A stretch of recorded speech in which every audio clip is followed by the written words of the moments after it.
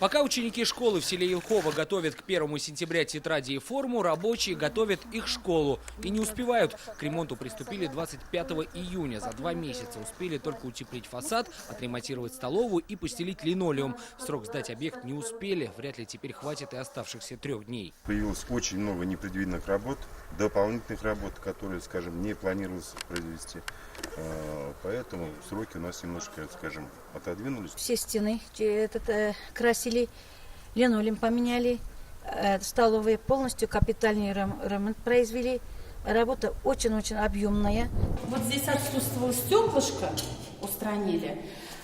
Не во всех экранах существовало вот такое полотно. Буинская школа имени Сагдеева до этого дня тоже входила в антирейтинг неготовых школ. Акт приема сотрудники МЧС подписали только утром. У пожарных были замечания. Так, здесь у нас уже все готово, все укомплектовано. Здесь все готово, все укомплектовано, замечаний нет.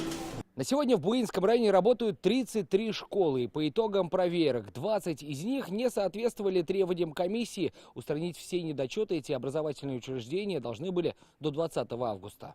Причины у всех разные, но, как нас заверили в администрации района, теперь все в порядке и можно начинать учебу хоть завтра. У нас по всем школам подписаны акты, и школы готовы к приему детей к новому учебному году. В аутсайдерах 16 непринятыми школами был и Менделеевский район. За пару дней до нового учебного года здесь наверстывали то, что не успели за лето. Связано больше с закупками материалов. Сами прекрасно понимаете, что мы действуем в рамках законодательства, особенно в рамках ФЗ-44 о закупках.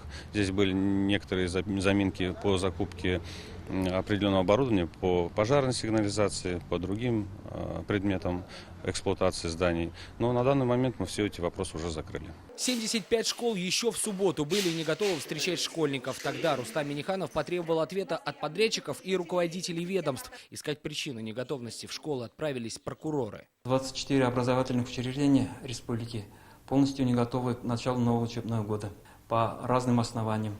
Но основное это пожаротехническая безопасность, антитеррористическая безопасность, также требования санитарно-эпидемиологического законодательства. Проверки продлятся до 10 сентября. До этого времени все работы должны быть завершены, в том числе и капремонт учреждений. Сергей Хайдаров, Александр Лобанов, Илюза Хамидуллина, Ирик Хабибуллин, Ильшат Аюпов и Рамиль Закиев. ТНВ, Альметьевский и Менделеевский районы, Буинск, Казань.